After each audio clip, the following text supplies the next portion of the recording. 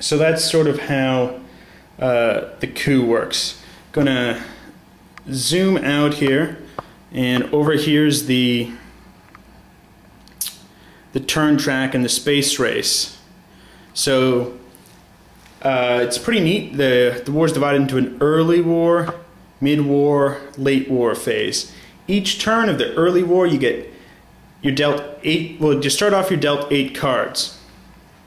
One card you're going to play for the headline event, which is you have to play it for the event. So you have to play Nasser for the event if you're playing it as a headline. And the other cards you could play, you know, either for the CP value or for the event.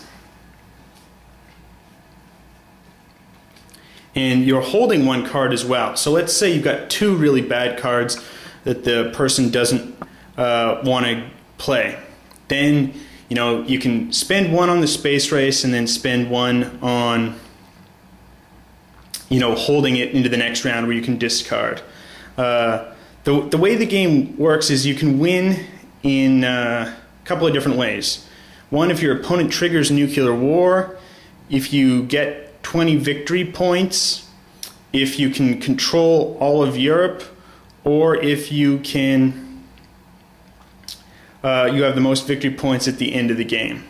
So a bunch of ways to win. Oh, there's also a War Games card, which I think, yeah, if you're leading by a certain amount, maybe it's 8 or 9 victory points, you can play it and then you automatically win. That's a late war only card, and it's been used pretty effectively against me a couple of times, but it's fun, and it keeps the game tense. So even if someone's currently totally dominating the entire world, has the most points, you know, that at the end of the game looks like they're going to win. If the other person's built up a substantial enough victory point track, they can still pull off a victory. So it's kind of nice. The game's kind of never over until it's over, unless you're completely dominating. So it's nice to always keep the game interesting. Now, the way you get score points is you've got this you've got scoring cards you can play. So for instance, this European scoring. It says here it may not be held. That means that can't be the one card that you hold on to going into the next round.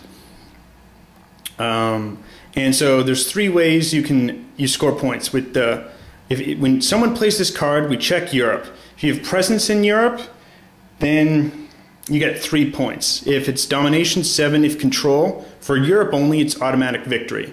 You get an additional point per controlled battleground country and an additional one that's adjacent to the enemy's superpower. So if the Russians control Canada, which counts as Europe, and it's also adjacent to America, they get an additional point. And if the Americans were controlling, say, Romania or Finland, then they'd get additional points.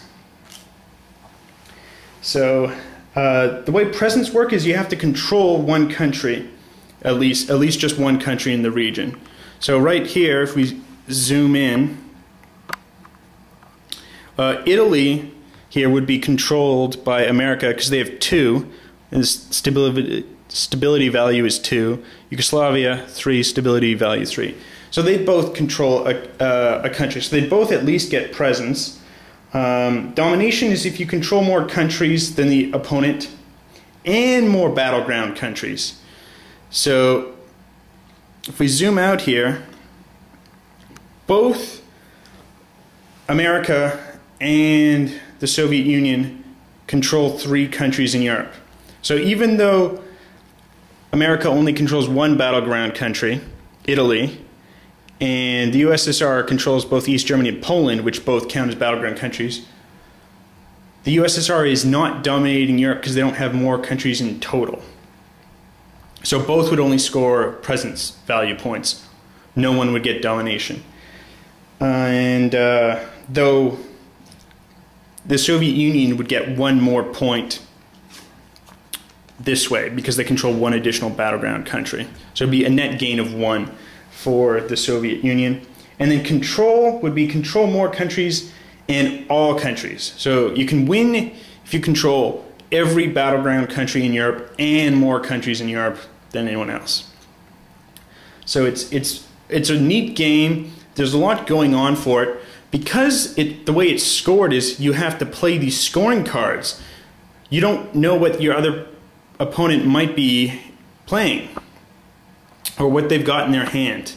So it's very neat that way.